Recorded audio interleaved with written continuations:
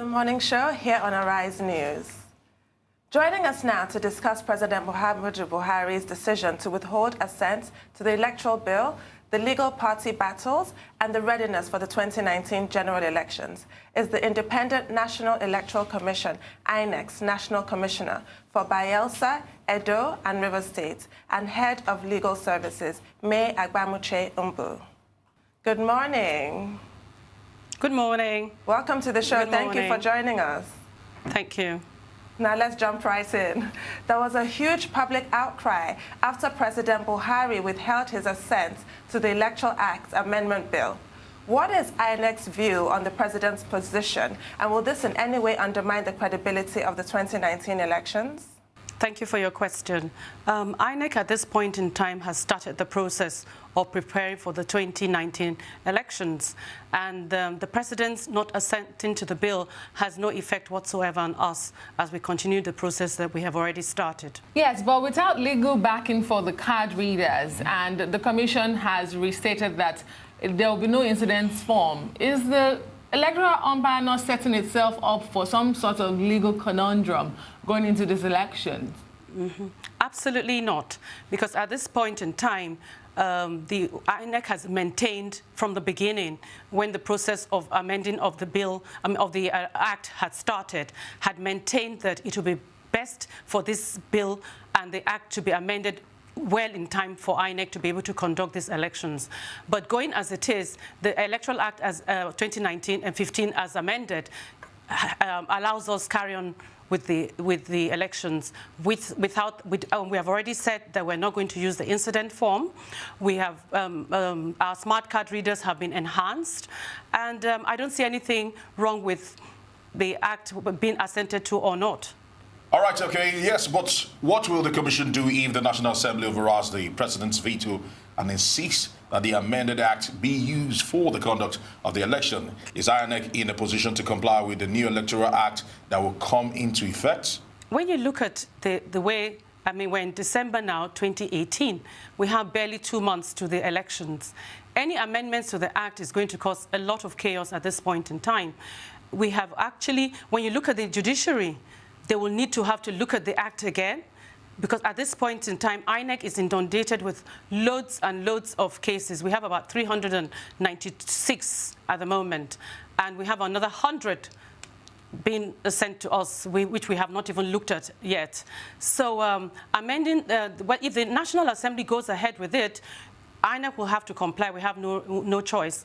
But looking at the way we are now, it's going to be very difficult for parties involved in this election to fall in line with regards to the new amendments coming up. All right, a little follow-up to that one, but in previous times we've seen amendments actually done days to elections, so why is this any different? The truth really is that Section 153 of the Act allows INEC have its guidelines, regulations, or manuals.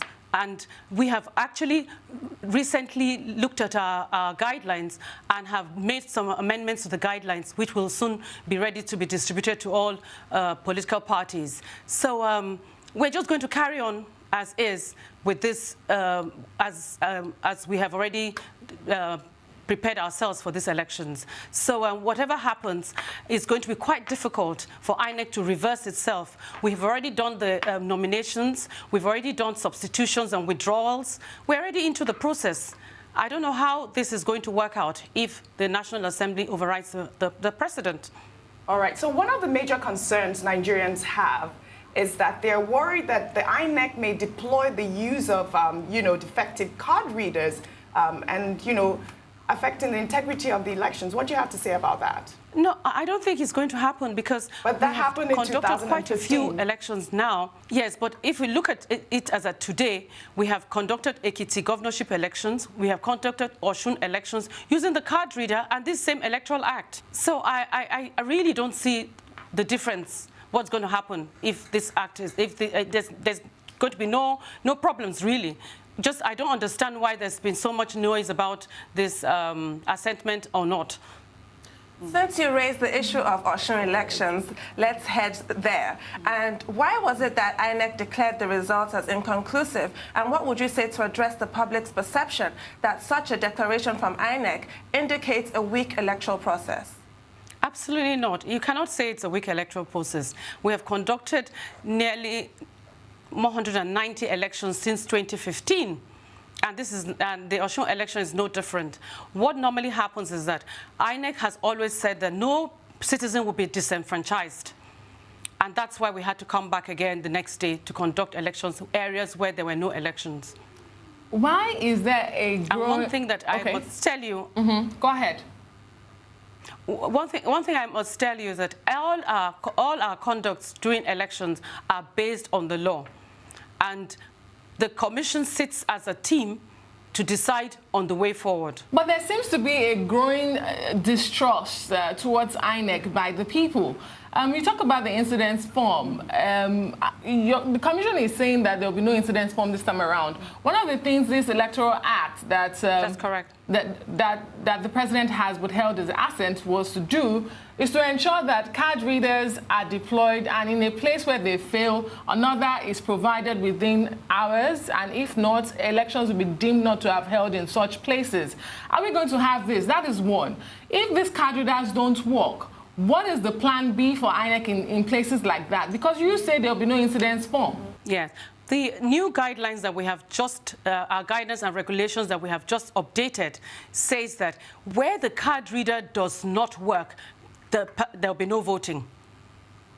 So, and neither are we going to have incident forms. If, for whatever reason, a card reader is read, but for whatever reason the authentication does not go through, there is a column on the register where the individual will put their thumbprint and their telephone number.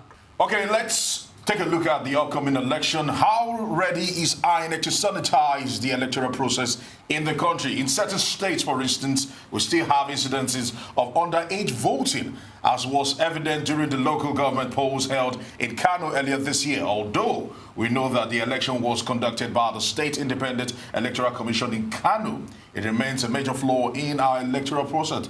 So tell me, what is your commission doing to win out voters that are not up to the voting age in 2019? Interestingly, I was part of the committee that went to Kano for 10 days to review, to look at, to basically look at the situation in Kano, and we interviewed the newspapers. A lot of people came in for to be interviewed.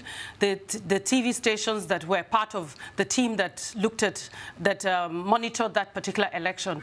And you'll be surprised to note that a lot of it was propaganda, if I have to say so myself, because some of the photographs we had were photographs of IDP camps, photographs from 2007, 2011 elections. And some of these photographs were actually doctored. And we actually went out of our way to visit some of the areas. And one or two places that we went to, we found out that children were given PVC and asked to smile and look at the cameras and photographs we're taking. So what INEC is doing at this point in time is that we're looking at the register, we're cleaning out our registers, and recently we had all the registers pasted at the polling, local government offices and in our offices. People have been invited to look at it, and if there are any comments, claims and objections, which we have gotten quite a few of, we're doing everything that we can to clean out our register. You say there is no... I'm confident that come 2019... Go ahead. Pardon? Go ahead. Come 2019, what will happen? No. So 2019, the register you're going to get is a cleaned, perfect register.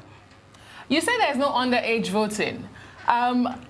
However, just this week, the Nigerian Immigration Service came out to say over 700 voter cards have been collected from non-Nigerians. That is another issue. How do we get to register non-Nigerians? And does that not, put a dent to the credibility of the Commission to carry out free, credible, and fair elections for Nigerians? Yes, what INEC has also done, we're also collaborating with the customs, and they have been able to help us identify non-Nigerians in the register. So it's when the time comes and when this final register of voters are published, you will see that there will be no underage voters on the register. All right. So what about the issue of uncollected PVCs? Can you tell us how many they are and what's happening with that? What's the status of those PVCs? Sadly, we have a lot of non-collected PVCs, and we have been going around sensitizing the electorate to come up and pick up their PVCs. We are going to, in the next few weeks, deploy the cards all the way to the ward level, so that, because some people find it difficult coming all the way to the our offices, so we're going to escalate the process of collection, and we're hoping that more and more people will come over and pick up their collections and collect their PVCs. And in some states, like for example, Imo State, the resident electoral commissioner was actually suggesting having to open on Sundays so that people can come and pick up their PVCs. Going back to the issue of registration of underage voters, registration of foreigners, these are electoral offences. Does INEC have any plans of investigating and prosecuting offenders to serve as a deterrent from these very serious issues? It's a crime. Yes, you are right. It is a crime. Like I said again, our register is being cleaned up, and there will be no underage voters. But will you prosecute? Will you prosecute to serve as a deterrent from these kinds of practices? Well, one thing I have to say is that INEC does not have the powers to prosecute, because it's in the hands of the police. So we work hand in hand with the police when it comes to prosecution of electoral offenders. This leads me to my next question, staying on the prosecution quasi-judicial angle. INEC is in court in matters involving political parties and their members. Can we start with Ogun State? Can you tell us the current situation with the candidate Buruji Kashamu, who PDP has stated most emphatically is not their candidate, but who INEC is backing? What is the current status with that situation? No. I wouldn't say that INEC is backing the candidate. INEC has a policy. Every order by the court is obeyed until it has been set aside. And there was an order from the court saying that INEC should receive and accept this particular candidate. So we have received it and accepted it. So it's left for his party to go to court and set it aside. Where do you stand with the Zamfara issue, with INEC stating that APC does not have a candidate in Zamfara State? What is the latest on that? In Zamfara State, INEC actually, we monitor all the elections, all the primaries, and I monitored quite a few myself. And where there has been monitoring did not take place, there cannot be any candidates from that particular political party. And we continue to state that there was no primaries conducted in Zamfara State. We wrote them wrote the party to let them know that there was no, we did not monitor any primaries in that state. And you will not be accepting belated attempts to present a candidate? Not at all. But they are all in court. We have about 3 cases on Zamfara, one in the Federal High Court in Zamfara and in the High Court, and another one again in Abuja. So we wait to see what happens at the end of the day. Let's talk about funding for these elections. We know that took quite a toll on the National Assembly, was debate fought and back with the executive and the legislature. The National Assembly approved your fundings for the election. Have you received the monies? Yes, we're beginning to receive some money now, and so we have to deploy to start. Some of the orders that we have made, even though we're in December, we're hoping that we'll be able to conclude everything in good time before the elections. All right, a little follow-up to that particular question, because senators and legislators in Nigeria have been going back and forth on how much was actually given, for what particular reason. Some had said that most of the monies that were given was for security and other logistics, while some of them said that the bulk of your budget was hinged, and the reason why it was passed was because of card readers. Can you just straighten it out? What is for what right now in the budget? Yeah. Yes. Okay. First, I must say that security budget doesn't come under us at all. The police and other security agencies are dealt with separately, directly. INEC, the monies are for ballot paper, sensitive and non-sensitive materials, and for for ad hoc staff, because we get a lot of staff, ad hoc staff from the institutions, and we have to pay them. All right. So your commission has announced that 84.2 million Nigerians have been registered to vote in 2019 elections. And however, you know, your commission has also been silent about the breakdown of the numbers of registered voters per state and per geopolitical zone. Why has INEC not released the figures yet? Do you not think that Nigeria... We have the list of all... Go ahead, yes, please. Nigerians deserve to know everything, yes. And we're a very transparent commission. And if you go onto our website, you will see a lot of our information is on the website.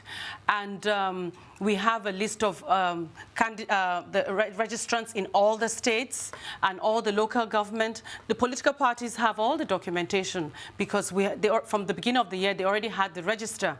So they could tell who and who is in their state and in their local government. Mm. Yeah, Professor Yakubu-led INEC faces a lot of challenges, including the power of incumbency, allegations of underage voting, foreigners voting, vote buying in particular, and many others. Is he able to rise above these challenges going into these elections? I can assure you that Professor Mahmoud Yakubu is able to handle all that lies before him, and he's handling it successfully. And vote buying, I must say that INEC doesn't buy votes, and neither do we sell votes. We are just the electoral management body. So those who buy and sell the votes know themselves.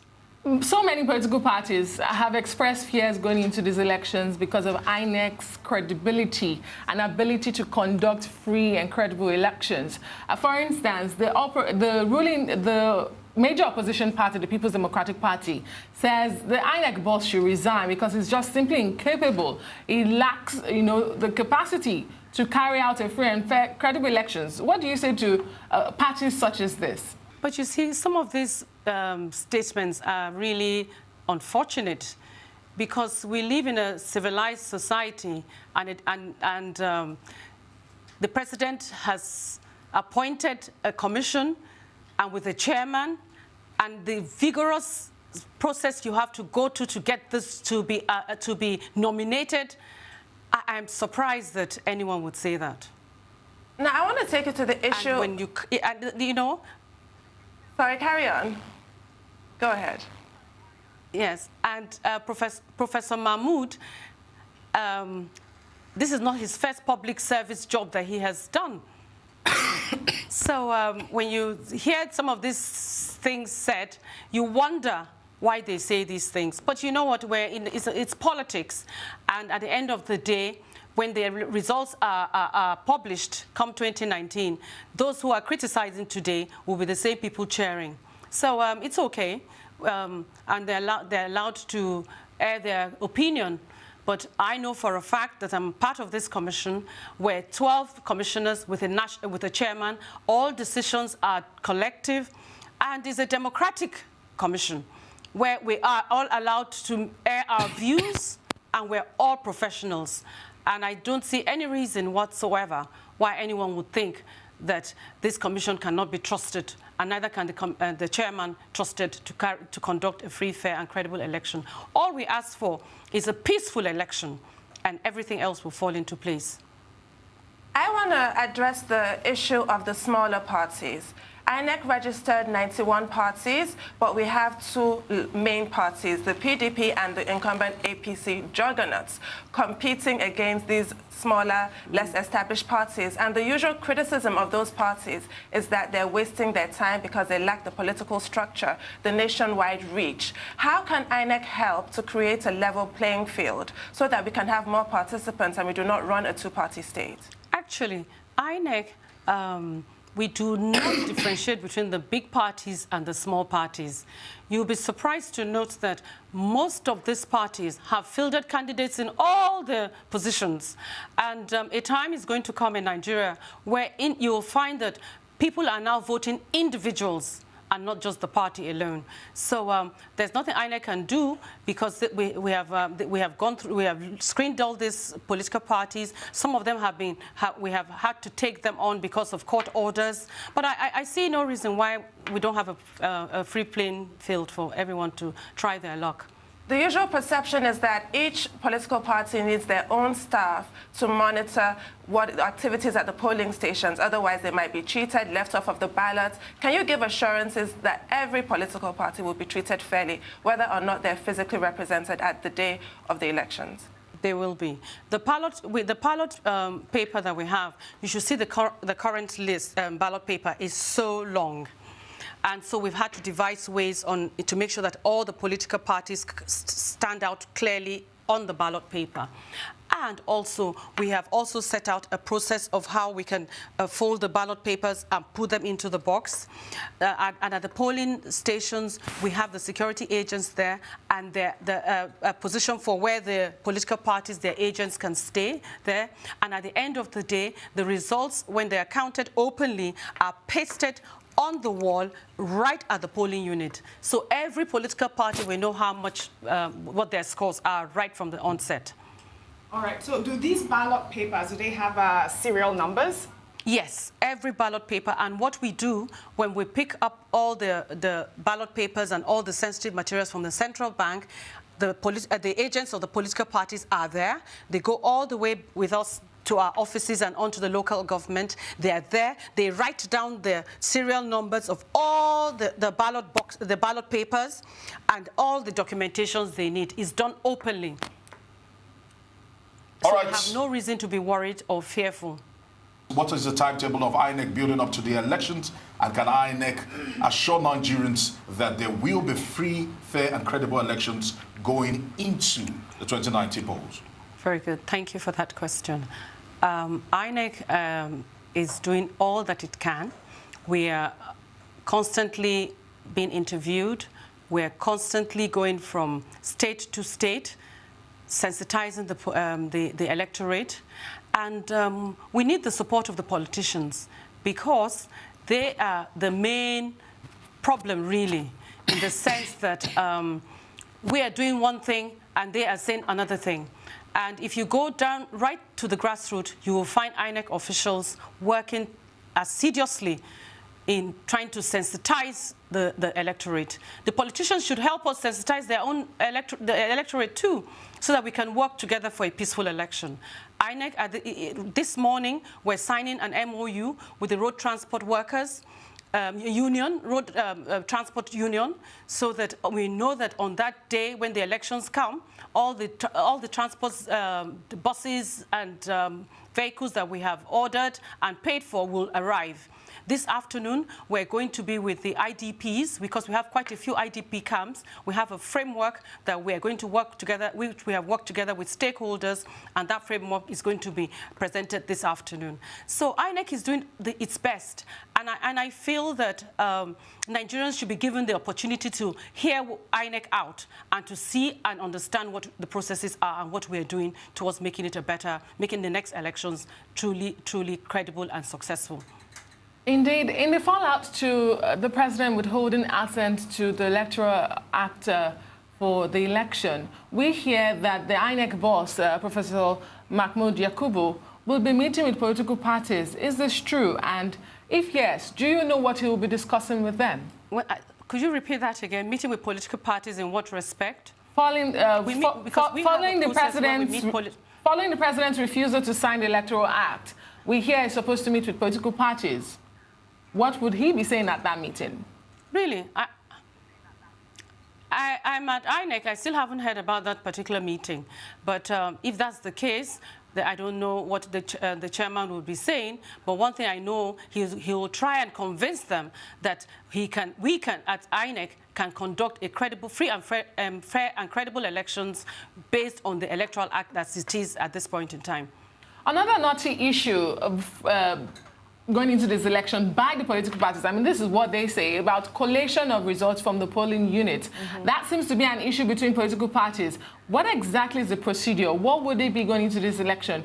Collation of results, counting and announcing results at the polling units. We always count the results at the polling unit. And what happens is that all the political parties and their agents are there, and also the electorate also are there while we count it in the open. And when we count it, the results are put there, and the results are also transmitted through the smart card reader. And then we'll paste the results on the wall right there. That happened in Ekiti, and that happened in Osun. I supervised I was part of the team in the Ekiti election. And driving right through the city and driving right through the local governments, you will see all the pasted results on the walls. So I think all this is all propaganda, really, because the political parties know exactly the processes. All right. Some days ago, Professor Mahmoud Yakubu said that politicians are right now inserting monies into bread, all right, and actually buying votes. And we also hear that there are also allegations made by some parties that the PDP, to be very precise, that what they call it, PVCs are now being bought for 10 naira. And INEC, knowing all this, what can they do to probably stop this and probably instill confidence that we're going into the elections and knowing that people are not buying votes? And are you going to be prosecuting people? And what are you doing to sensitize people so that they don't sell their votes and what have you? Yes, thank you very much. Like I said, vote buying is not, INEC doesn't buy, do we sell votes. But one thing I have to say is that the political parties need to perfect the way the parties are run and the things that they do. With regards to vote buying, we have been trying to sensitize the electorate about your votes count, and you must not sell your votes. It's your future. We have a lot of flyers, and our people are going around from local government to local government, marketplace, churches, to basically educate the electorate. With regards to vote buying, it is really serious business. During the the elections in Kogi not too long ago, a gentleman had his photograph on front of a bag and with onions in. So that's another form of vote buying. And you find that because of the poverty in the country, people are just willing to take money and to take whatever gifts are given to them. The best that INEC can do is to educate them, and because the law says that during elections people cannot be around the polling units. You cannot be seen to be buying and selling votes. The security agents are very aware of this. In Ekiti, while I was there, a gentleman was reported to have been giving out a little card so that people can collect money thereafter. I remember the DSS that was around me at that point in time went after him, collected the bag of those cards. So we're all doing the best that we can, but we need the help of the political class to help it to take this further. Indeed. The issue of uncollected PVCs, just yesterday or so at the public hearing at the National Assembly, a committee member raised the issue as well. There's so much propaganda and stories about uncollected PVC being used to manipulate the process. What is INEC doing with uncollected PVCs? She was of the opinion that this PVCs be taken to the Central Bank of Nigeria. That's a good point. Like for example, in Delta State, we found out that we got security report that a gentleman had a whole bag of PVCs. He was apprehended. He's in court at the moment, and the PVCs were collected. INEC is looking, what we are doing is that with regards to PVCs, we're finding ways in which we can get people to come out and collect their PVCs. And where there are no PVCs, when we have PVCs uncollected, we're going to take them all back to the head office, to the state offices for safekeeping. I want to take you to the issue of cybersecurity. Can you address the issue of the Russian hackers, which blighted the American election? The dust still has not settled from that. How do you plan to protect this electoral process, the integrity of our electoral process, with regards to the card readers? I must start first by telling you that the card reader has been enhanced in such a way that even the batteries are put in such a way that they cannot be tampered with. Our card readers also, our ICT department are working assiduously, non-stop, to protect our information and also the card reader itself. I'm confident that our card readers are safe and our transmissions are also safe.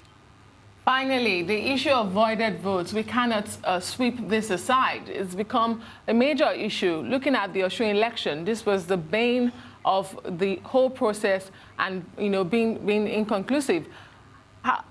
What are you doing regarding this? I mean, there's an education department in INEC that's supposed to be doing this. It doesn't seem to be like there's much change year after year after elections. No, what we're doing is that we're using a particular kind of ink now for thumb printing, and also those ink dries very fast. So when you're rolling, we're going to teach the electorate how to roll the ballot, and so that the ink does not touch other areas of the ballot paper, and they're going to fold it in such a manner and put it in such a manner that it will not affect the rest of the ballot paper.